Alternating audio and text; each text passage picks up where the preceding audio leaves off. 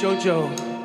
I hear kiss, honey lips, feel the healing in her fingertips.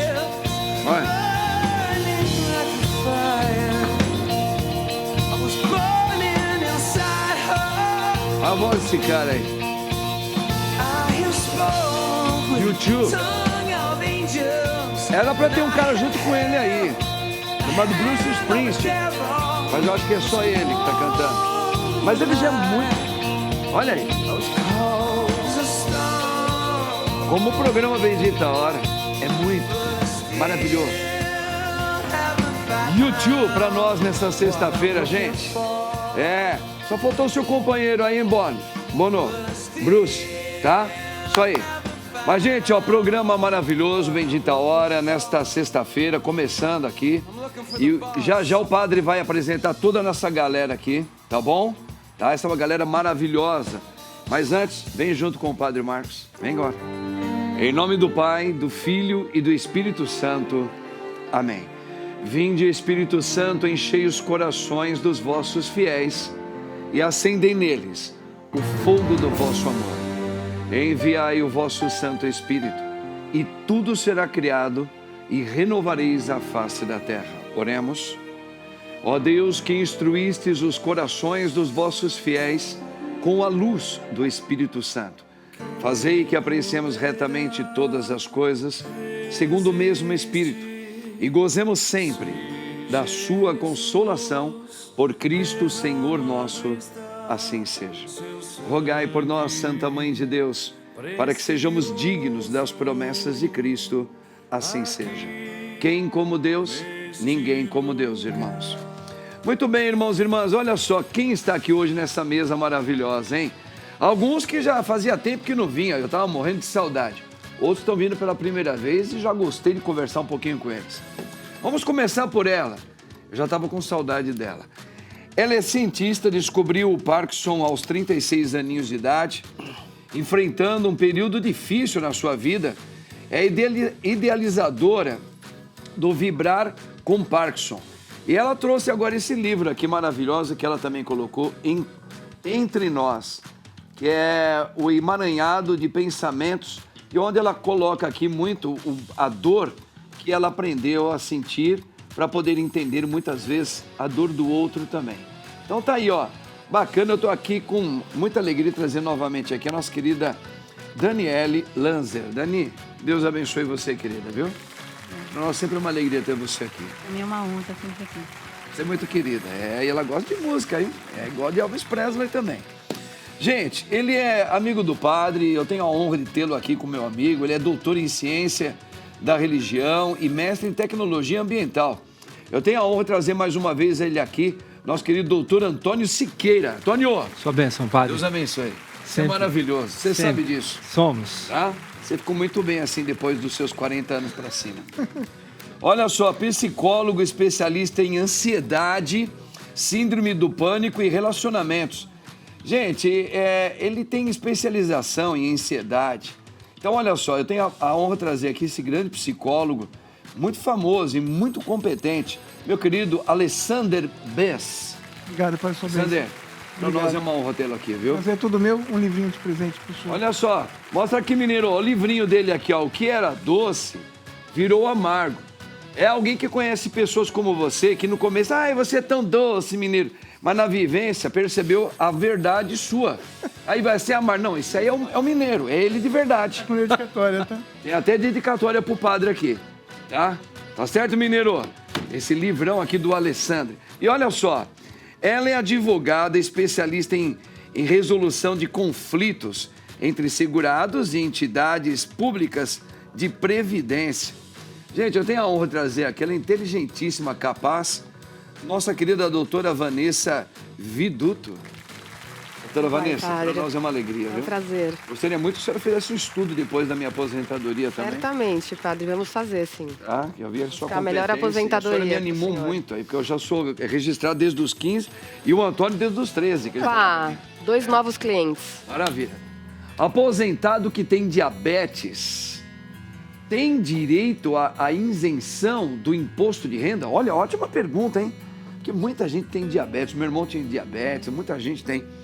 Doutora Vanessa, conta um pouquinho para nós. O aposentado que já foi diagnosticado, está ali com, né, o médico já explicou, tem direito à isenção de imposto de renda?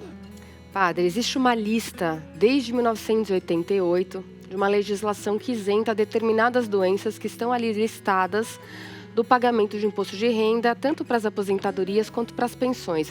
O diabetes não está nesta lista. Não está nessa lista, infelizmente. Mas é possível que pessoas que tenham diabetes desenvolvam outras questões, outras incapacidades, como, por exemplo, uma amputação, que leva a uma incapacidade, uma cegueira. A cegueira está na lista, vai dar direito à isenção do imposto de renda. Uma nefropatia grave, que o diabetes também pode acarretar a nefropatia. Exatamente. Dependendo da gravidade. Então, há consequências que estão na lista de isenção do imposto de renda, mas apenas a diabetes, não. Entendi. Que pena, eu penso que é uma doença, claro, que se ela é muito bem tratadinha, a pessoa tem uma vida normal, né? Mas é uma doença. Ela não deixa de ser. Sem dúvida. A pessoa já adquiriu uma doença que, se ela não for cuidada, a pessoa pode morrer. E o propósito do legislador, quando ele traz um determinado rol de doenças que os isentam de imposto de renda, é justamente permitir que aquela pessoa que precisa se tratar tenha uma renda a mais, né? Não tenha que pagar o imposto de renda porque vai precisar cuidar da saúde. Nessa lista então, que eu a acredito colocou, de 88, por exemplo, uma pessoa que teve um câncer leve, que ela fez um leve tratamento, está curado, não tem mais nada, mas ele ainda precisa fazer sempre uma verificação. Ela entra também na mesma composição do diabetes? Entra a neoplasia. Não, na verdade, a neoplasia maligna dá direito, sim, à isenção do imposto de renda. E é importante lembrar, padre, neoplasia maligna, cardiopatia grave, alienação mental. As pessoas que têm essas doenças diagnosticadas, elas não só podem pedir a isenção do imposto de renda, como elas têm direito de receber o que foi descontado nos últimos 5 anos. Interessante isso. Então, uma vez deferida, ela vai retroagir os últimos 5 anos, então a pessoa vai ter também um valor de um dinheiro a recuperar que foi indevidamente descontado. Perfeito, perfeito. Olha que interessante isso aí, tá vendo? Por isso que a gente precisa ter pessoas preparadas, têm a capacidade, a competência, para explicar isso direitinho pra gente. Nossa querida advogada que está aqui, tá bom? Tá? Olha isso aqui, safari humano. Como é que é? Sarajevo. Itália investiga turistas que atiravam por diversão em crianças e civis durante a Guerra da Bósnia. Gente, dá uma olhada nisso aí. Ô, doutor Antônio, fala um pouquinho sobre essa manchete aí. Primeiro, é fato mesmo? Isso aí é uma coisa que foi diagnosticado como verdade? Os turistas atiravam por diversão em crianças? Notícia de ontem? É assim, isso já é uma história que se conta há algum tempo. E está no processo investigativo, já existem evidências de que isso aconteceu e que espanta todo mundo. Eu acho que, assim, qualquer um que tenha lido o mínimo a respeito do que foi o cerco de Sarajevo já vai ficar um pouco pensando que isso pode ser, de fato, uma grande verdade. Vamos voltar um pouco. O Coliseu já foi isso. As pessoas eram mortas por diversão. Sim. Independente da questão do catolicismo, enfim, da fé católica, quer dizer, da fé cristã naquele momento, já era um motivo de diversão. Se matava por diversão. Perfeito. Existem pessoas que matam por diversão. Ele pode ser uma pessoa comum, pode ser um policial, pode ser quem for. Tem gente que faz isso por diversão. Aqui foi um pouco pior. É onde a gente pode ver que a humanidade ela pode ser pior do que a gente imagina. E eu preciso me vigiar, como qualquer um precisa se vigiar, para não chegar numa situação como essa. Podemos também chegar. O que se fazia? Se divulgava essa possibilidade, mais ou menos R$500 mil. A pessoa era trazida até um determinado ponto e lá desse ponto ele era transferido por umas colinas que ficavam perto de Sarajevo. Sim. E lá eles ficavam com rifles de alto alcance e ficava lá se divertindo, matando pessoas, principalmente numa determinada localidade ali. E os principais objetivos era, de fato, um safari humano, matar pessoas, e tinha uma bonificação, eles pagavam um pouco a mais para poder matar criança. Agora, existe alguma pesquisa em cima disso, Antônio, que não justifica separar os grandes dos pequenos, os ricos dos pobres? Por que essas crianças? Essas crianças são oriundas de que realidade social? Por exemplo, para que elas pudessem ser essas chamadas vítimas trazidas. Não, é apenas porque tinha lá uma circunstância objetiva, né? Ou seja, tinha uma guerra, nessa guerra essas pessoas que eram médicos, advogados e etc., que vinham dos Estados Unidos, do Canadá, que vinham da própria Itália, quer dizer, saíam da própria Itália para ir lá para a Bósnia. Então, o que tinha lá é simplesmente uma guerra, uma cobertura que ela era ineficaz, então você limita o processo de saber o que estava acontecendo. Veja, que já tinham francos atiradores, que já era um problema muito sério, porque assim, uma coisa... Veja, eu não sou a favor da guerra, por favor, só quero fazer uma comparação. Uma coisa são exércitos de lado a lado que se combatem e se matam, que não está certo. Mas aqui eu tenho um equilíbrio de força. O problema é quando eu tenho um exército ou gente capacitada e com equipamento para matar gente comum, civil, que não tem a menor possibilidade de se defender. E nem está em guerra. E nem, quer dizer, o povo estava em guerra. Estava em guerra, mas eles não estão guerreando. Exato. Então, essa é a grande questão. Você tinha lá uma circunstância histórica, que foi de 92 a 96, que isso aconteceu. Mas se a gente fosse esmiuçar isso tudo, essa indignação que a gente tem dessas questões humanas, a gente não precisa ir muito longe, ela não é muito diferente, apenas com rótulos diferenciados. Também aquelas pessoas que fazem, um trabalho que a gente sabe que isso aí é real, que tem muitas pessoas que compram crianças para abusarem sexualmente delas em várias partes do Brasil, do mundo e fora do Brasil, não é? Tem gente elitizada que manda fazer esse comércio com crianças que são prostituídas para satisfazer o ego de alguns ricões ou riconas por aí também. Bom, assistir... Tem um filme que retrata essa realidade. Central do Brasil, por exemplo. Um filme que não é brasileiro, maravilhoso. O Paixão de Cristo, o rapaz que não queriam nem que ele saísse no cinema esse filme, porque ele vai atrás desses marajás da grana que mandava contratar criancinhas para eles se satisfazerem sexualmente com elas. Quer dizer, é um circo de horror. Sim. De maneiras diferenciadas nessa aí. O tráfico de órgãos, né, de crianças, que foi colocado no Central do Brasil. É um negócio, assim, é nojento. Então, é tudo a mesma fatia, com gostos diferentes. Eu ouvi do João Malheiros, algum tempo atrás, a seguinte informação. O ser humano, ele chegou numa situação subanimal. O animal não faz isso entre eles. Não faz. Mas a gente, sem a graça de Deus e sem um cumprimento familiar, a gente pode chegar, qualquer um de nós, vigiar sempre, a essa infeliz... A importância do relacionamento social no combate à ansiedade e à síndrome do pânico. Ô, Alexander, eu ouvi falar que agora está sendo umas manchetes hoje, mais recentes, esses dias atrás, que agora está dizendo que o povo agora está tendo um prazer de não mais sair em público, não ir mais para as baladas. E as pessoas querem ficar em casa porque elas estão sentindo que elas estão curtindo mais a sua casa, o seu ambiente sozinha. Ela está descansando a cabeça. E esta agora, essa informação, que diz que é importante o relacionamento social para combater a ansiedade e síndrome do pânico. Ajuda muito. Quando a gente fala em ansiedade e síndrome do pânico, o que a gente precisa ter de ideia? É uma condição clínica mental. A ansiedade, não existe cura para a ansiedade, tá? Nunca existiu. A ansiedade é uma condição clínica que você pode herdar geneticamente, hereditariamente, ou ela ser adquirida até as primeiras infâncias. Quando a gente fala infância, lembrando que a infância ela dura de 2 em 2 anos. Então você tem a primeira infância do 0 aos 2, segunda infância dos 2 aos 4, até os 12 anos de idade. A partir dos 11 vem a adolescência para as meninas e a adolescência para os meninos aos 12. Você vê como a mulher é mais evoluída. A adolescência masculina termina quando? Aos 21 anos. Quando é que termina a adolescência feminina? aos 18. Eu Talvez achei que era aos 45 para os homens. Também, não, você está certa, ela não está errada, não. Mas o que acontece? Então, você pode ter adquirido ansiedade ali.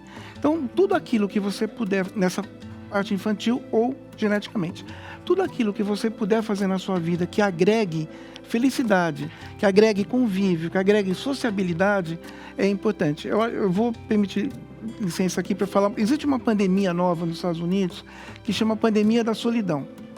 Tá? Isso já é um fato retratado, onde 50% da estrutura americana das pessoas mental tem. O que é a pandemia da solidão? Eu falo com o senhor, eu falo com a doutora, eu falo com ele, com ela. A semana inteira, a gente fala o mês inteiro pelo WhatsApp, mas quando foi que a gente se viu? Só aqui no programa de TV? Então, essa pandemia da solidão, ela está sendo muito crucial. E aí que entra o combate social, por quê? Porque quem tem a ansiedade ou a síndrome do pânico já instalada no seu aparelho mental, vai ter mais dificuldade de se relacionar. Então, é muito importante se permitir relacionar para que esse relacionamento possa trazer a você algum tipo de quê? Conforto emocional. Porque qual que é o problema da síndrome do pânico? Existem 2 tipos de síndrome do pânico. Apenas 2. Com agorafobia e sem agorafobia. Com agorafobia é o medo de sair de casa. Então, ela só dá quando você sai de casa. É a mais severa que existe. E a sem com agorafobia pode dar até 5 vezes por dia e com duração de um curso de 20 minutos. A ansiedade, ela pode ser tratada. E tudo aquilo que você faz como coadjuvante, como, por exemplo, um relacionamento social, se permitir, sei lá, um joguinho de carta, você ir no clube, você ter os seus amigos. E acho que a gente está no século XXI, está sendo muito demarcado pelas questões de mídias, pelas questões tecnológicas, negativamente falando. Então, é muito importante que você se interaja para que essa interação social te traga mais o quê? Conforto emocional, conforto psicológico. A ansiedade é uma doença mental psicológica, não neurológica. Perfeito, perfeito. A inclusão de estar juntos, isso já é até da própria palavra do nosso amado Deus, né? O homem, ele não nasceu para viver sozinho. Exato. Tanto ele começou logo na criação, quando Deus vai explicar a importância de estar juntos.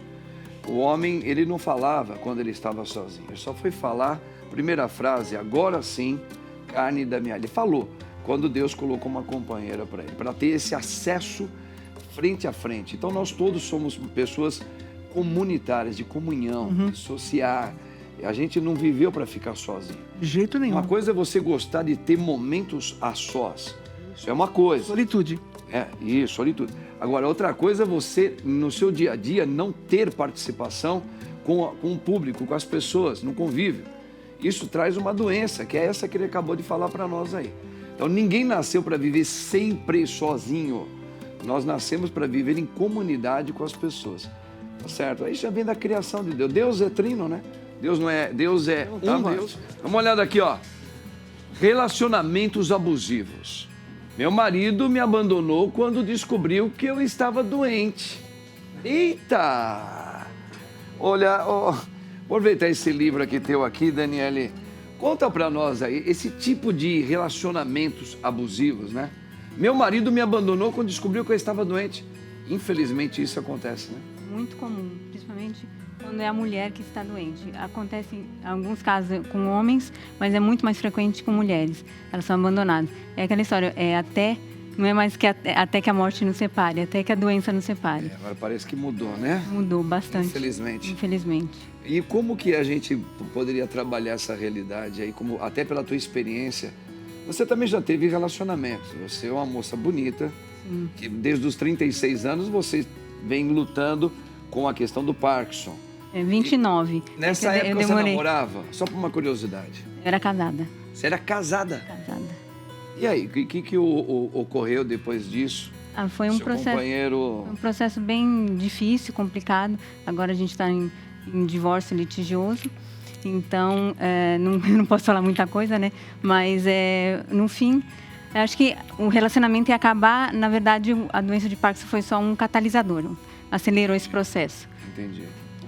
Mas, assim, eu recebo relatos de muitas mulheres, né, por causa do projeto, falando, né, contando essas experiências, que é muito difícil mesmo. São histórias muito parecidas, de vergonha, né? O companheiro sente vergonha, deixa de sair, começa a colocar culpa nas esposas em relação a diversas coisas, e é bem difícil mesmo.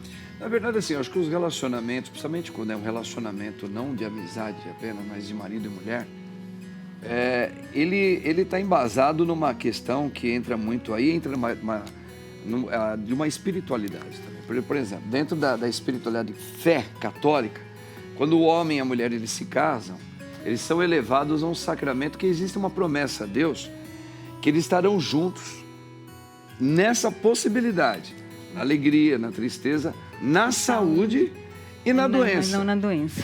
Porque assim, o verdadeiro amor perante os judeus, eles casavam, até hoje, eles dizem que eles têm essa mentalidade cultural, os judeus, entre eles, quando se casam.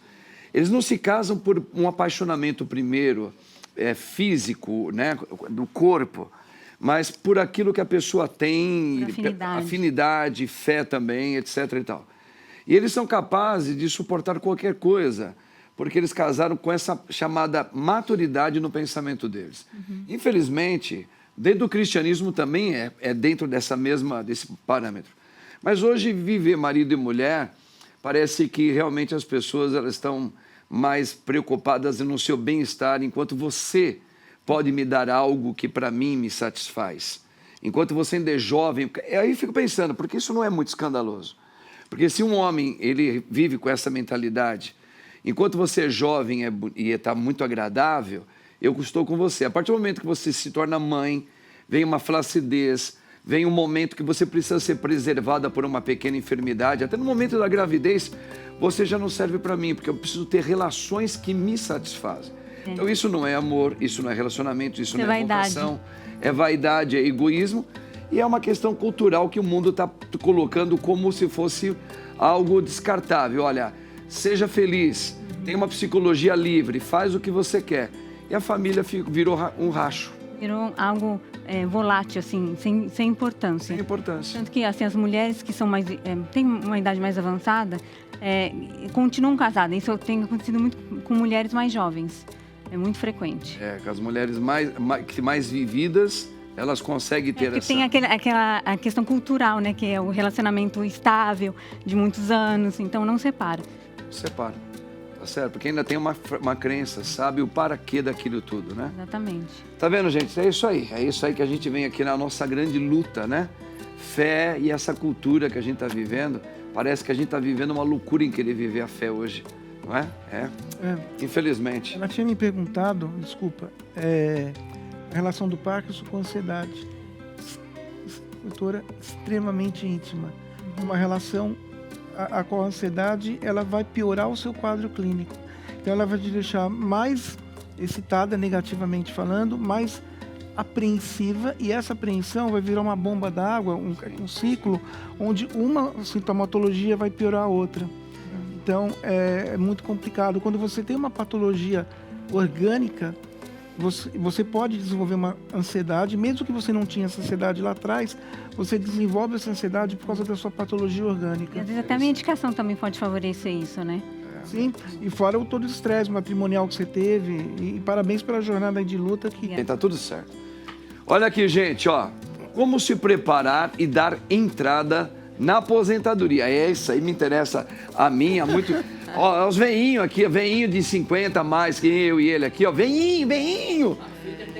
Tem um lá, como é que a gente precisa fazer para se preparar para dar entrada na aposentadoria, doutora? Essa pergunta é muito importante, padre. Bom, em primeiro lugar, o trabalhador, o segurado, deve reunir os documentos da sua vida laboral, carteira de trabalho, contratos de trabalho, se tiver olerites antigos. Busca reunir toda a documentação. Isso ajuda muito, né? Isso ajuda muito a agilizar e evitar problemas. Reunida essa documentação, é importante que o trabalhador entre no Meu INSS, que é o site do INSS. Ele vai entrar, o login é o seu CPF e a senha é a senha Gov. E com esse login e o CPF, ele vai acessar o extrato de vínculos e contribuições. E vai fazer a conferência desse documento, porque esse documento é um espelho de todas as contribuições e dos vínculos que aquela pessoa teve ao longo da sua vida de trabalho. Não pode errar, não?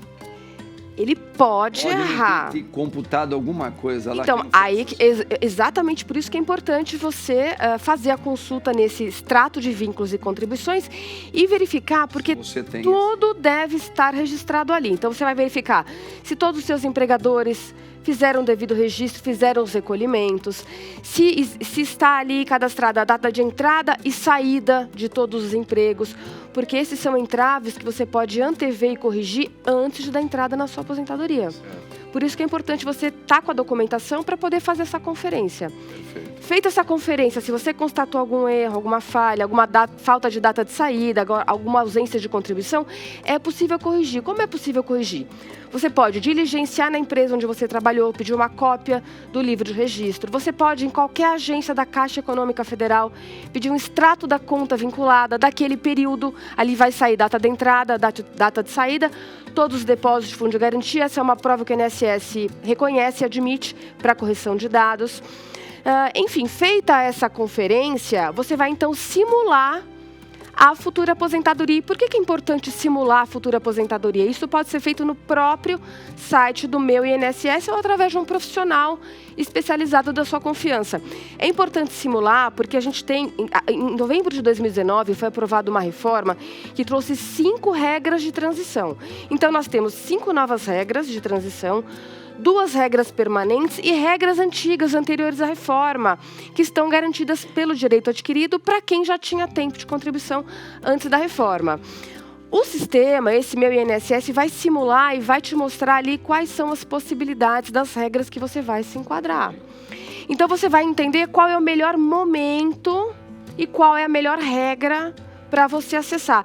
E essa informação é de suma importância para que você não tenha uma aposentadoria num valor inferior ao que você pode. Para a população, para nós, é nós termos, contratar uma pessoa, um profissional como você, que tem todo esse conhecimento, porque o povo não tem tanto essa gingada de fazer, olha, agora uns são mais fuçadinhos e vão, outros precisam ter um apoio. Eu acho que seria... Agora, todo esse caminho, esse atalho que você acabou de colocar, doutora Vanessa, ela serve também, por exemplo, para idosos como eu, o Antônio e outros homens aí de 50 a mais, que ainda não chegou nos 65, 65, né, que fala? 65 é a nova regra, né? Mas há 5 regras de transição que permitem se aposentar antes de atingir ela usa o mesmo 65 critério ou tem anos. Mais algumas procuras para ver se a gente não chegou a essa idade, que a gente ainda é jovem, mas que a gente... Então, mas já é o momento de começar a preparar a documentação e entender o cálculo, por exemplo, qual é a base do recolhimento, estou fazendo um recolhimento por um valor que vai me levar a uma aposentadoria que eu gostaria no momento que de fato eu vou me aposentar. Isso é extremamente importante. Claro.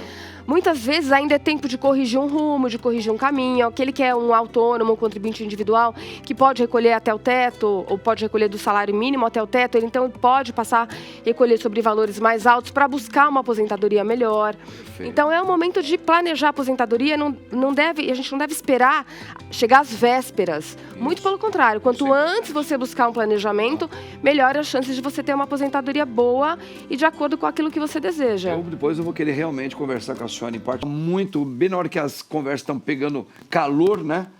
Olha, você promete que vai voltar, Alessandra? Prometo. Olha, eu agradeço imensamente ao senhor que eu tenho aí a sua bênção, eu acho que isso é importantíssimo. Eu sou um católico fervoroso. Sempre Maravilha. fui.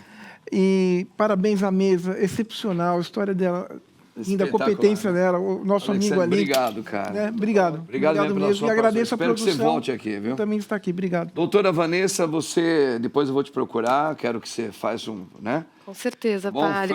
para nós é uma grande alegria. É um grande prazer, aprendo demais aqui com todos. Maravilha. Você vai comigo lá depois falar com ela para a gente ver que negócio lá? Ó, Daniele, você sempre é um exemplo para todos nós. Eu adoro vir aqui, eu sou muito acolhida, que é muito bom. Você é uma inspiração para todos nós, viu? Pode ter certeza. O padre gosta demais de você.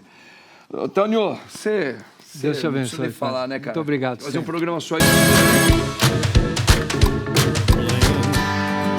Olha isso aí. You said one love, one life, when it's one need A música é conhecida. in the night. YouTube fez um sucesso One com essa love, música. we get to share it. Mas esse cara, sabe quem que é? It leaves you, Johnny baby, Quest. if you don't Olha aí. care for it.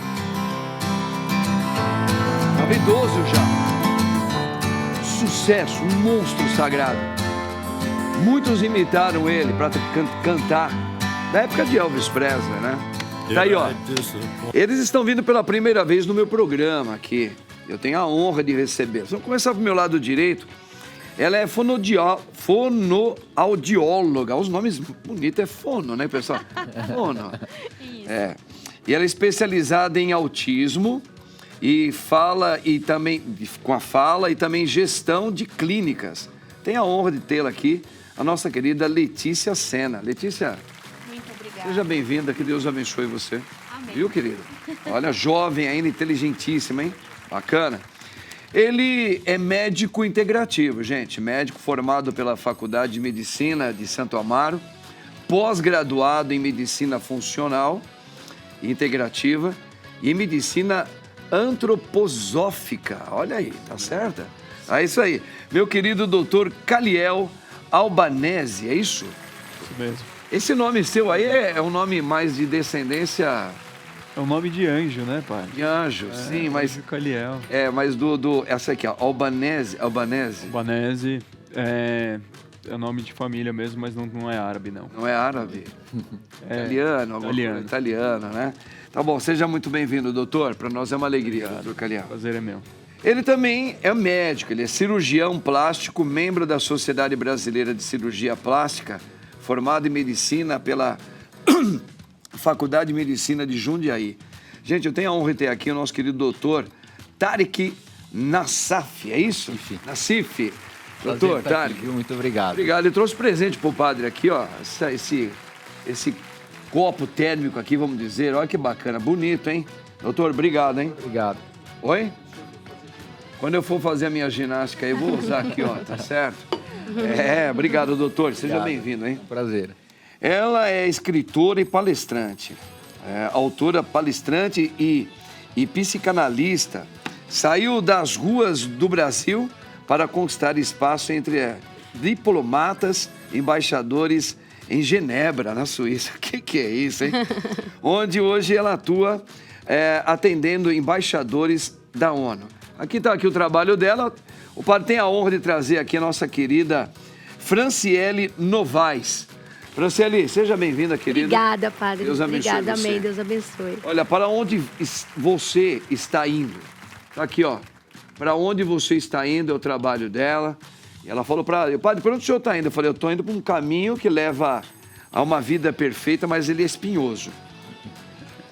Pelo menos o meu caminho é esse. Tá bom? Vamos aqui já a primeira informação? Vamos? Aqui, ó.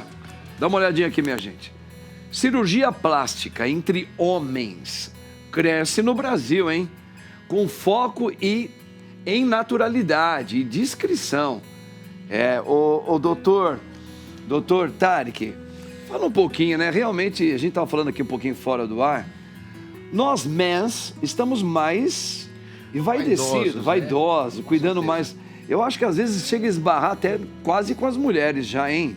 Antes nosso público maior era mulher, em torno de 90%, e o público masculino vem aumentando nos últimos anos em 30%. É um aumento muito grande, né? E fora os procedimentos cirúrgicos, também pelos tratamentos minimamente invasivos, cosmiátricos, né? Que nem a toxina botulínica, um preenchedor que a gente está falando. Vai encorajando o homem também a falar, não vou me enfiar na faca, mas vou dar uma descansada no rosto. Para ficar mais bonito, com um semblante mais ameno, transparecer que está sendo bem cuidado, né? Boa. E de cirurgias, as 3 mais feitas aqui no Brasil de homem é a cirurgia da pálpebra, que é a blefaroplastia, que a gente fala, né? Que pode ser a superior e a inferior. A ginecomastia, que é o excesso de mama nos homens, que pode ser por estar mais gordinho, ou genética, ou por uso de anabolizante, que toma muito hormônio, aí a gente faz uma lipoaspiração e tira a glândula. Em terceiro lugar, lipoaspiração, que também tanto a pálpebra quanto a lipo são as 5 cirurgias mais feitas no Brasil, independente de ser homem ou mulher. Entendi. E essa lipo aí, antigamente as pessoas tinham muito medo, né? Porque a medicina, a gente sabe, ela vem evoluindo bastante, né, doutor? Assim, se aperfeiçoando em técnicas que hoje as pessoas estão percebendo que ficam até mais à vontade. Mas a gente via antigamente muitas modelos, mulheres que faziam lipo e ficavam na cirurgia, até com óbitos. Sim, com E complicações. hoje isso teve um avanço muito legal, tanto é que os homens também estão entrando nessa. Primeiramente, entre todas as nossas cirurgias, que envolve um risco maior, realmente é a lipoaspiração, porque tem uma cânula que pode causar uma perfuração.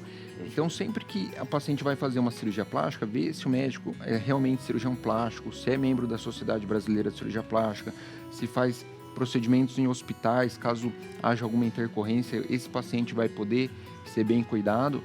E em termos da lipoaspiração, de muitos anos para cá, vem mudando muito as tecnologias também, que antigamente não tinha, era só a cânula simples, mas hoje em dia tem o Vibrolipo, que é um aparelho que facilita. Tem o Vaser, que é um ultrassom, que antes da gente fazer a lipo, a gente passa ele emulsifica essa gordura para ficar mais fácil lipoaspirar. Quando vai fazer enxerto de gordura, hoje em dia a gente faz guiado por ultrassom. E ainda tem as tecnologias de retração de pele, com gás argônio, gás de plasma, que ajuda a retrair essa pele depois da lipo. Então mudou muito em termos de tecnologia disponível. Mas ainda a gente percebe que ainda existe um público hoje, atualmente, que ainda procura muito a lipo para emagrecer. Existe. A gente estava até falando nos bastidores ali que vem paciente gordinha que acha que a cirurgia plástica vai resolver o problema dela, né? Então, a gente faz um exame minucioso, pesa ela, faz uma bioimpedância para ver se está com muita gordura visceral. Então, a partir do momento que a gente percebe que está acima do peso, a gente orienta a emagrecer para depois fazer a cirurgia plástica. Porque a lipoaspiração não emagrece, ela vai melhorar o contorno corporal. A estética, mas... Tem um limite em torno de 5 a 7% do volume total da paciente que a gente pode lipoaspirar. Então, geralmente, a gente tira 4, 5 litros com segurança. Então, se ela está muito gordinha, 4, 5 litros não vai ser suficiente. Teria que fazer uma lipoaspiração maior. Aí as complicações começam a aumentar muito. Por isso que a gente indica operar no peso ideal. Perfeito. Mas que bom, né? Que os homens agora estão mais envaidecidos, né? Com certeza. Eu acho, será que as mulheres estão exigindo deles? É eles mesmos estão falando, eu quero ficar os dois, melhor. né? Uma cobrança maior. A mulher fala assim, bem, vai lá que você tá com esses olhos caídos aí, não tô gostando, não te conheci assim, hein? O cara fica com medo, né? Deixa eu cuidar logo, né? hein? Olha aqui, ó. Para onde você está indo? Aqui, ó, uma história real de superação. Franciele, nós fizemos aqui, o padre introduziu, fazendo uma apresentação sua, que saiu das ruas do Brasil e foi conquistar espaço em meio a diplomatas, né? Fala um pouquinho, esse livro está contando um pouquinho assim sobre a sua resiliência, a sua coragem, a sua dedicação. O que as pessoas vão encontrar nesse livro aqui? Padre, primeiramente queria agradecer, uma honra estar aqui, já conheço o trabalho de vocês. No livro, eu vou falar no capítulo 1 e no capítulo 2 sobre como eu fui abandonada quando criança e como eu fui parar nas ruas no estado do Paraná. Foi no Paraná que isso aconteceu. Mas eu estou há 5 vezes por ano aqui em São Paulo, porque a cidade de São Paulo me abraçou. Inclusive, o livro está em 54 bibliotecas municipais já do estado de São Paulo.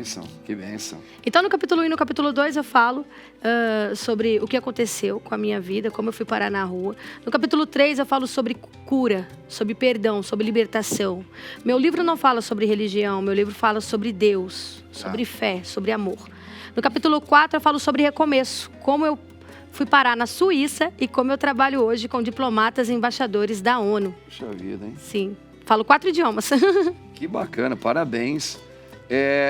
Eu tenho uma curiosidade. Posso? Pode. Falar? Pode. Porque assim, me parece, é uma história que nos instiga. Sim. Querer conhecer o seu lado humano, o seu contexto. Como aqui você está colocando um pouquinho o seu contexto de vida. Sim. Para a gente entender o que você conquistou. Agora, claro, cada um tem uma saída, cada um tem uma meta. Essa sua superação, digamos assim, que tem a ver com perdão, eu estava vendo aqui há alguns tempos, ela é uma resposta para você ou uma resposta para quem te abandonou? É uma resposta para mim. Para você? Para mim, sim. Por isso que eu fui estudar. Eu sou psicanalista em TRG. Fiz uma formação na França, outra em Portugal e agora, por último, aqui terminei a minha formação aqui no Brasil. Eu fui estudar para entender o que aconteceu. E hoje eu sou palestrante em saúde mental. Perfeito. Isso é importantíssimo, né? Porque a gente sabe... Eu falo também assim, como humildemente falando, porque eu trabalho com muitas pessoas. Sim. E a gente lida muito com a questão das pessoas que foram violentadas por traumas, por abandonos também. É o que o padre mais trabalha, nos atendimentos, etc, né? Então, muitas vezes algumas pessoas conseguem vencer na vida e vencem muito bem, são muito Sim. bem estruturados. Sim.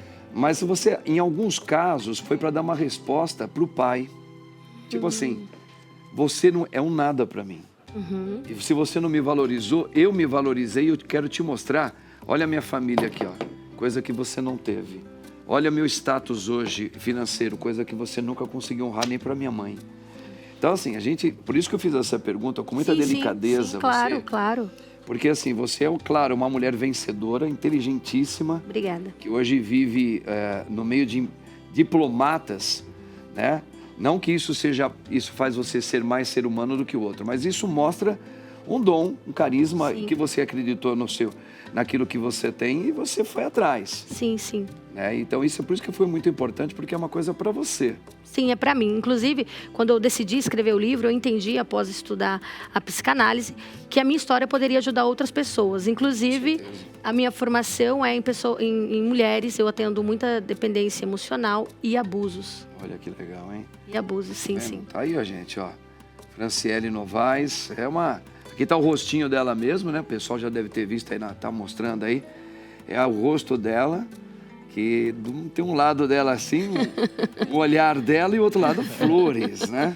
Muito Sim, bonito, sim. é bem intencional mesmo. Sim, pra sim, dizer, é olha, bem intencional. Sim, você vai sim, descobrir sim. isso na sua vida também. Sim. E daí a mulher vai descobrir para onde ela está indo, né? Que bom, que bom. Olha, Deus abençoe. Eu fiquei muito Amém. feliz de saber que você Amém. teve esse trabalho maravilhoso aqui. Depois nós vamos chegar em outras perguntas com Tá você. bom, tá bom. Vamos aqui, gente, ó, mais outra informação. Os problemas de próstata são incrivelmente comuns nos homens. Veja por quê e como tratá-los. Doutor Caliel, realmente os homens, dependendo quanto da idade, por exemplo, eu tive problema com próstata já com 37 anos de idade. Olha só, que novo. Bem novo. Bem novo. Então a gente sabe que hoje muitos rapazes, homens, então não é só quem passou dos vez mais 50, cedo, né? passou dos 40, não. Tem gente muito nova. O que é, assim, como uma pergunta, por que isso acontece muito com os homens, né? E como tratá-lo? Então, é um problema que só acontece com os homens, não é? Só os homens têm próstata. Mas é um problema cada vez mais relevante, né? O câncer de próstata, para você ter ideia, é o segundo câncer mais comum em frequência e em mortalidade também dos homens. E está cada vez mais comum. Dados epidemiológicos mostram que em 2040 os números vão até dobrar no câncer de próstata. Nossa Senhora. Então, é algo que é bem prevalente hoje em dia.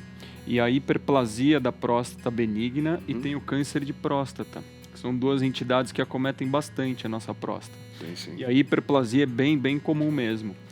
Homens acima de 50, 60 anos têm 50% dos homens têm uma hiperplasia benigna da próstata. Esse número, quando as pessoas têm mais de 80 anos, chega a ser até 90% dos homens. Então é bem prevalente. Agora a conta chega, então. Uma hora a gente vai ter alguma... Se viver, vai ter que fazer uns olhares mais específicos aí. E a grande sacada é como que a gente faz esse diagnóstico. Como que eu diferencio se eu tenho uma hiperplasia de próstata ou como que eu tenho... Eu acho que é legal o senhor colocar isso aí, doutor, porque assim, no nosso meio masculino, existe assim uma rejeição para fazer esse exame muito grande, mas hoje nós temos outras técnicas também que são muito bem avaliativas, né? Também. É um grande tabu, né? Falar sobre saúde do homem, saúde masculina, não é, padre? Então, cada vez no meu consultório a gente vê muito isso, não é? Ou às vezes o homem que vai fazer algum procedimento, ele realmente vai empurrado pela mulher muitas vezes, né? Não, vai lá, você precisa se tratar, você precisa se cuidar. Porque na hora que o homem vai buscar um serviço de saúde ou médico, a coisa já está bem degringolada. Verdade. Então, esse exame que a gente tem tantos tabus, que seria o toque retal, é de extrema importância junto com o PSA, que é o marcador sanguíneo de uma proteína que a nossa próstata libera no sangue, a partir do crescimento dela. Perfeito. Então, imagina a nossa próstata como um pãozinho francês de padaria, não é? E na casca desse pão tem a casca e tem o miolo. E lá dentro do miolo passa a nossa uretra. Então, quando a gente tem uma hiperplasia benigna da próstata, é como se o miolo do pão fosse ficando mais inchado, mais Inchadinho. parrudinho, e fosse dando todos aqueles sintomas de dificuldade de urinar e tudo mais.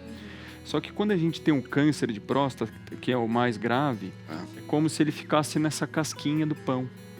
Então, por meio só do PSA, a gente muitas vezes não consegue diagnosticar essa hiperplasia da próstata. Então, precisa do exame de toque retal. Então, o ânus ele fica coladinho ali na próstata. E quando faz o exame de toque retal, é como se a gente Dá para conseguisse perceber se ele está muito próximo. sentir essa superfície da Perfeito, próstata, onde ficam os cânceres. Mas o PSA, o exame do PSA também já dá indícios, por isso que fala, olha, Já dá indício. aqui agora a gente vai precisar fazer um examinho de toque, meu irmão, porque aqui a gente deu uma alteraçãozinha. Alteração, ou subiu muito rápido, Subiu muito ou é um valor rápido. muito elevado. Perfeito, perfeito. E aí Mas tem assim, outros então a causa é uma coisa assim, existem alguns motivos que podem levar a esse inchaço, essa inflamação, que é uma inflamação na próstata, né? Vamos dizer assim. A inflamação da próstata vai mais para um lado de prostatite, que aí pode ser uma inflamação de próstata. Tá. Mas realmente é uma hiperplasia, um supercrescimento desse tecido da próstata. E aí vai muito de Mas encontro. Então depende muito de cada pessoa, pode ser alguma coisa também hereditária. Isso, tem uma carga genética importante. Então, Ah. pessoas que já tiveram até câncer de próstata ou pais com hiperplasia de próstata Perfeito. vão ter uma A parte predisposição alimentar maior. e vida, do jeito que a pessoa também vive, assim, isso pode contribuir. Isso. Mas o estilo de vida ele é crucial É. no câncer de próstata também. Poxa, que coisa. A gente vai ver no próximo bloco como que as doenças crônicas, não é câncer de próstata e hiperplasia são doenças crônicas. Tá. Como que o estilo de vida impacta nessas patologias. Legal, tá vendo, gente? Então não tenha medo não, viu, rapaziada? Vamos fazer aí. nossos exames aí. Exames. É importante, tá? O que é a comunicação? Isso aqui é uma pergunta. A comunicação aumentativa e alternativa. Tá? Vamos ver aqui com a nossa querida Letícia, que ela é fono. Letícia, o que seria essa comunicação aumentativa? Ela precisa, parece que pela fotinha ali, ela precisa de um auxílio. São pessoas que têm dificuldades de se comunicar normalmente, ou a língua travada, eu não sei. Alguma coisinha tem de dificuldade. A gente vem falando cada vez mais sobre isso, né? Porque alguns estudos recentes mostram que, principalmente, pessoas autistas, entre 25% a 30% delas vão fazer terapia, mas não vão desenvolver fala funcional. Ou nada de fala, ou uma fala que ela é muito simples, ela não vai acomodar todos os enfrentamentos que a gente tem no dia a dia. Perfeito. Né? Então, perfeito. a comunicação aumentativa e alternativa é uma forma delas conseguirem se comunicar. Aumentativa nos casos em que existe alguma fala e ela usa esses recursos, né, ou pranchas de comunicação ou cartões para aumentar as possibilidades. E alternativa no caso em que não existe nenhuma fala, né? Aí é uma forma alternativa de comunicação. Entendi. Eu trouxe até aqui um exemplo. Você trouxe, que é padre. parecido com aquele lá, é o mesmo? Sim. Mostra aqui lá, o Barba, só para as pessoas em casa verem. Então, a gente poderia, por exemplo, fazer uma frase aqui. Ah, pelo Cida aqui, ó. Cida. Ah, tá. Isso. Conseguem ver? Agora sim, vai lá. Eu quero agora a minha mãe. Eu quero agora a minha mãe. Olha que legal. Quer dizer, você vai falar assim, vai apertando com qual... Você estava até dando um exemplo com o doutor, né? Isso. Você vai fazer a pergunta para a pessoa. Olha, você quer falar do quê? Você quer falar sobre família? Aí a gente tem várias pastas aqui. Tá, você quer falar que está doendo alguma coisa? Você quer falar sobre... quer dizer, você vai dar uma... Aí você vai ajudar ela. Isso, e a gente fala que essas pessoas, elas têm necessidades complexas de comunicação. Igual essa prancha, ela é cheia de palavras, né? Mas eu poderia, por exemplo, atender uma pessoa que, além de apresentar dificuldade de falar, ela tem uma dificuldade visual. Então, ela não consegue enxergar uma quantidade muito grande de estímulos e discriminar um do outro. Então, a gente vai fazer uma prancha adaptada para ela. Que legal Nesse caso. isso aí, hein? Hoje em dia, ninguém mais fica sem comunicação. A gente falou da prevalência disso no autismo, né? Mas a gente tem outras questões, tem síndromes genéticas. Então, por exemplo, a gente atende lá no consultório uma criança que tem síndrome de Pitt-Hopkins. Ela é uma síndrome genética. E ela é cadeirante. Ela tem uma limitação de movimentos muito grande. E ela não consegue, por exemplo, apontar e nem falar. Nem falar. Então, a gente fixou esse comunicador na cadeira de rodas. E aí tem um leitor que lê o movimento dos olhos dele, ele consegue se comunicar. Nossa, Faz fofoca, faz piada, responde perguntas. que coisa. Então, a gente sempre... Quem era mais ou menos assim foi aquele ator que morreu, o Super-Homem, né? Mais ou menos. Porque não sei se ele também teve muito ali, não conseguia nem se mexer praticamente, né? Sim, sim. Mas eu não sei se naquela época já não tinha, certamente, acho que isso aí. Então, hoje em dia, ninguém mais fica sem comunicação, né? Ao longo do tempo, a gente viu muitas pessoas associando não falar com inteligência. Né? Ah, não vou nem falar para essa pessoa, eu vou poupar ela disso, porque eu acho que ela não está entendendo, porque ela não pode me responder. Mas não, né? Comunicação é uma coisa multimodal. Enquanto eu falo com você, eu faço gestos, eu mudo a minha expressão facial, eu mudo a minha entonação, tudo isso é comunicação, né? Então, eles mostram o que eles pensam, eles vivem, existem, arranjam emprego por outras formas de comunicação. Que interessante. Olha, parabéns pelo trabalho aí, né? Essa evolução que está tendo aí na parte da fono mesmo com vocês, né? Sim, fonoaudiólogo. Agora, existem muitas pessoas também que não tem o problema do autismo, nada disso, e que tem muita dificuldade, às vezes, para se comunicar também, né? Para fazer uma leitura em público, às vezes isso também não digo isso aqui, mas é importante ter um acesso ao fono para, de repente, a pessoa tirar um pouco aquela coisa que está prendendo ela, ou inibindo ela, ou alguma coisa assim, né? Perfeito, padre. Existe também fonoterapia, e não seria tanto fonoterapia, seria um trabalho mais de aperfeiçoamento de uma comunicação que já é típica, Sim, normal. Ela sabe se comunicar bem, porém, mas ela precisa chegar num ponto que pode ser mais esclarecedor ainda. Tem até repórter, por exemplo, ou artista que tem o sotaque do Rio, por exemplo. Sim. Ou tem esse Às vezes R fazer uma puxado, igual o corrigida, meu. corrigir um pouquinho. Isso, Para falar uma comunicação para todos os públicos. isso. Perfeito, que legal, hein? Construir o futuro significa transformar a realidade. Franciele, vamos lá. Construir o futuro significa transformar a realidade. Eu acho que seria legal você... É uma palavra bem forte para a gente desfiar um pouquinho. Fala um pouquinho você sobre esse construir o futuro. Padre, sobre a minha visão, Sobre a sua visão. a minha visão de construir o futuro é sobre, após vários anos de estudo, e eu entender que se uma pessoa ela tem muitos traumas no inconsciente dela e ela guarda esses traumas no inconsciente, é como nós temos o inconsciente, o subconsciente e o consciente. No inconsciente, nós guardamos aquilo que nós não lembramos. Por exemplo, coisas de 10, 20 anos atrás. No subconsciente, nós vamos lembrar, por exemplo, há 5 anos atrás, que fomos de férias à praia.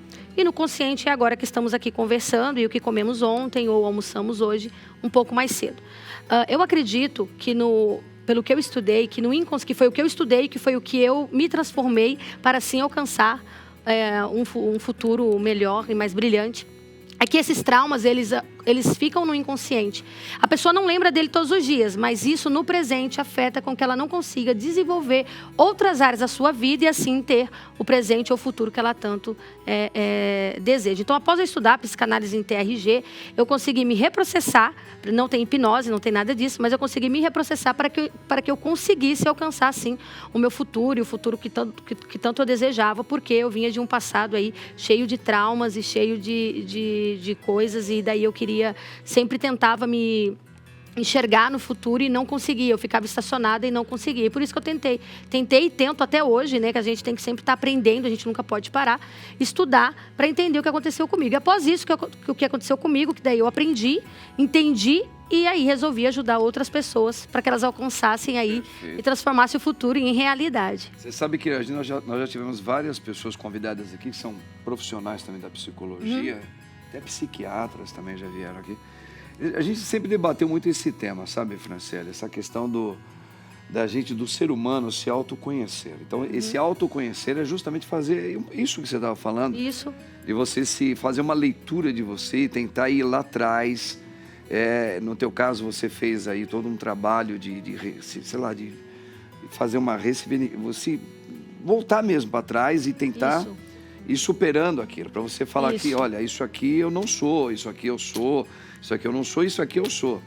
Isso é um processo na vida da gente, né? Exatamente. E claro que isso realmente está muito montado no futuro, né? Sim. Porque se eu não tirar os entulhos... Isso. São como os entulhos dentro da gente, né? Se eu não tirar, como é que eu vou me enxergar e como é que eu vou saber as possibilidades, as capacidades que eu tenho para chegar lá? Exatamente. Como eu fui abandonada quando criança, cheguei a morar na rua, eu sempre pensava que eu era o problema e que ninguém me amava e ninguém me queria e que eu era o problema. Para mim ressignificar isso, entender que não foi isso que aconteceu e que existiu vários fatores para chegar a isso acontecer, doutor, eu tive sim que me ressignificar, tive sim que estudar para entender o que teria acontecido. E daí eu me ajudei e hoje eu ajudo outras pessoas. Isso aqui no âmbito espiritual, nós como cristão católico, a gente fala muito de cura interior, né? Interior. A gente chama isso de cura interior. Isso. Com orações, também com acompanhamento com a pessoa, porque Isso. a gente sabe que a maioria de nós trazemos indícios de traumas, de abandonos na vida. Isso. E isso fica na gente, fica, como ela falou, no Inconsciente. Inconsciente Fica da no pessoa. inconsciente. E aquilo bloqueia, é como se uma coisa, pô, eu quero, não sai. É como se Isso. a pessoa estivesse dentro de uma Isso. prisão mesmo. Exatamente. Aí Dá um passo para frente e dá 10 para trás. E você pensa, por que a minha vida nunca evolui? Por que eu não consigo alcançar ser um empresário de sucesso? Por que eu não consigo ser alguém de sucesso? Por que eu não consigo meus objetivos? E é por causa disso, só que a pessoa não sabe. Então, a gente faz esse tratamento. Claro que eu tenho bagagem, tenho experiência e já fiz esse estudo para eu ajudar outras pessoas, né, padre? Por causa que o inconsciente, ele é isso. E daí, no presente, você trazendo o teu inconsciente para o presente, você trata ele, você ressignifica e você faz um novo caminho. Porque o nosso cérebro foi criado para felicidade, não para traumas e não para tristezas. Verdade. Então, quando você recebe um trauma, é como se você recebesse uma pancada no teu cérebro. E aquele trauma fica ali. Você continua vivendo a vida e seguindo, mas não no âmbito normal. Perfeito. Porque o teu inconsciente não deixa. E isso daí vai gerando outras coisas, né, na vida do ser humano. Um olhar amoroso para a própria biografia. Né? Exatamente. Passado, com amor, Exatamente. traz com gratidão. Isso. Para poder construir um E futuro a partir que É bom isso se mesmo, todos doutor. nós, É isso mesmo. seres humanos, tivessem a ajuda do externo, coisa que não se tem interesse para isso, da gente fazer toda essa coisa de nos redescobrirmos, né? Sim, sim. O sistema não quer que você se descubra nunca. É verdade. Diástase, é isso? Diástase. Abdominal. A cirurgia que transformou o pós-parto de famosas e agora ganha espaço nos consultórios, doutor. Quer dizer, a mulherada começou a ver isso nas famosas.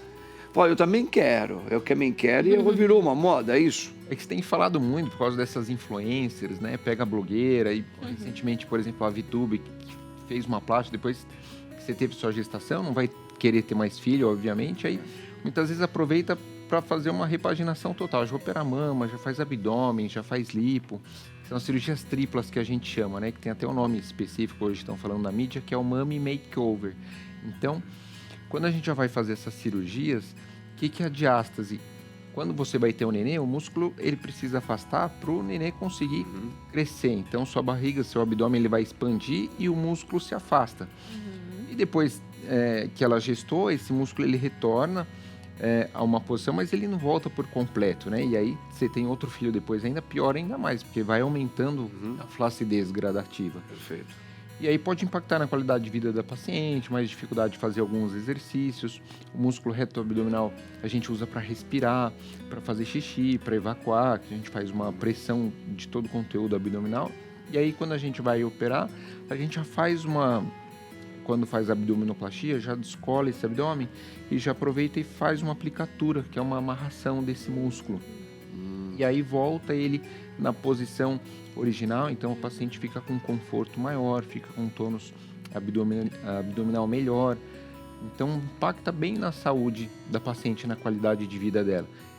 E quando a gente pensa em diástase, pensa que, obviamente por estar mais associado à gestação, que o homem não tem, mas o homem também tem, principalmente se ganhou muito peso, emagreceu, geralmente pós-bariátrico, então é comum a gente também fazer aplicatura. Mas no caso dessas mulheres que já engravidaram e fazem essa diástase, né, abdominal, digamos que ela engravide de novo, isso não pode trazer algumas dificuldades para o bebê na hora da sua... Caso ela opere e depois engravide novamente, não tem nenhuma consequência, nem para o nenê, nem para a mãe, mas aí vai ter uma perda de resultado estética. Então, o abdômen vai voltar a ficar mais flácido, a parede de abdominal mais molinha. Obviamente que a gente sempre orienta a ter os filhos que desejar, né? Para depois fazer e não engravidar novamente. Mas às vezes acaba acontecendo, é comum, a gente opera em... Você pega, vamos supor, pega uma mulher católica, fiel à tradição da igreja. Ela tem 2 filhos. Aí ela quer fazer isso daí. Ela faz. Digamos que ela faz a diástase abdominal. Ficou bonitinho, deu uma diminuidinha lá. Né? O marido está feliz. Só que aí eles não estão querendo fechar a fabriquinha. Eles gostariam de usar o sistema método Billing, que o pessoal fala, mas engravidou. E ela está com aquele já com a... De novo, porque às vezes tem mulheres que falam assim, eu já vou fazer uma cirurgia para não ter mais filhos. Que muitas mulheres não optam para isso, entendeu o que eu estou falando, doutor? Por isso que eu falo, aí tem mulheres que às vezes vão engravidar de novo, que já fez, né? Às vezes acontece. Eu tenho algumas pacientes minhas mesmo, até eu operei ontem uma paciente que eu operei em 2020, eu fiz uma lipo com uma aspexia com prótese, e aí não estava na programação engravidar de novo. Não foi uma correção. E aí a mama cedeu de novo, aí eu operei ela de novo agora. Então, a gente já explica, ó, caso você venha a engravidar novamente, não acarreta nenhum problema nem para você, nem para o nenê, mas aí vai ficar com o abdômen flácido de novo, né? Ainda tem pacientes, por exemplo, que tem gemelar, aí piora ainda mais, né? Porque gemelar, o abdômen fica enorme das mamães, né? Porque ganha mais peso ainda. Que é esse nome, doutor? Quando tem gêmeos, né? Desculpa. Gemelar, de gestação, quando tem 2 filhos, o abdômen fica muito grande. E aí piora ainda mais. Hoje em dia ainda estão tendo técnicas mais modernas de fazer até por videoendoscopia ou então por videolaparoscopia. E agora você faz incisões minimamente invasivas e faz até com um trocáter da videoendoscopia. O senhor colocou, doutor, que às vezes tem que esperar um pouquinho, tem que esperar, ou normalmente, quando acabou de ter o bebezinho, o útero da mamãe já vai diminuindo, vai voltando. Tem que esperar um tempo, existe um tempo que tem que se respeitar, ou ela pode já fazer imediatamente? O ideal é fazer qualquer cirurgia plástica em pacientes que foram gestantes e estão com criança pequena, é após 9 meses a 1 ano. Que ela tem uma alteração hormonal muito grande no puerpério e elas vão desinchando e retornando a parte fisiológica dela na decorrência dos meses seguintes. Então, é muito comum a gente pegar uma mamãe ainda com 6 meses que está com aquela barriguinha ainda fica um pós-gravídica, inchadinha. Com 9 meses já melhorou muito. E também está com leite na mama ainda, está amamentando, então não dá para operar ainda ela amamentando, vai ter que tomar antibiótico, um monte de remédio que passa, nenê, e criança quer colo, criança pequena quer colo. Então, cirurgias grandes que a gente faz, que nem a mamoplastia, abdominoplastia, que são, se for fazer uma tripla, tudo junto, cirurgias de 6 horas, às vezes até um pouquinho mais, ela vai ter que ter um repouso. Então, ela não vai conseguir fazer o repouso e cuidar ainda da criança, né? Que quer ficar no colo. Então, a gente sugere 9 meses, pelo menos. Maravilha. Boa. Gente, olha, os assuntos estão belíssimos, eu gostaria de continuar, mas o nosso tempo acabou. Eu agradeço muito mesmo aqui pelo presente, o presente de nos ensinar também aqui, doutor Tarek. Um prazer. Para nós é uma alegria. Espero que o senhor volte. Eu agradeço, com certeza. Muito obrigado. Os contatos deles, os seus contatos já estão sendo mostrados. Pois vamos lá, vamos consultar com ele, hein? Maravilhoso, doutor. Obrigado. Franciele, você é queridíssima, muito inteligente. Obrigada. Uma honra estar aqui, viu, padre? Para nós seria uma honra você também dar umas palestras para a gente aí. Claro. Nossa querida Fono, Letícia, inteligentíssima, esclarecida. Obrigada. Muito obrigado, querida, viu? Foi muito bom. Foi meu. Doutor Caliel, gostei obrigado, demais. padre. Espero que você volte. Obrigado. Suas colocações foram ótimas. Gente, final de semana abençoado para todos e que Deus abençoe você. No nome do Pai, do Filho e do Espírito Santo. Tchau, meu povo. Um pouco de álcool não faz mal para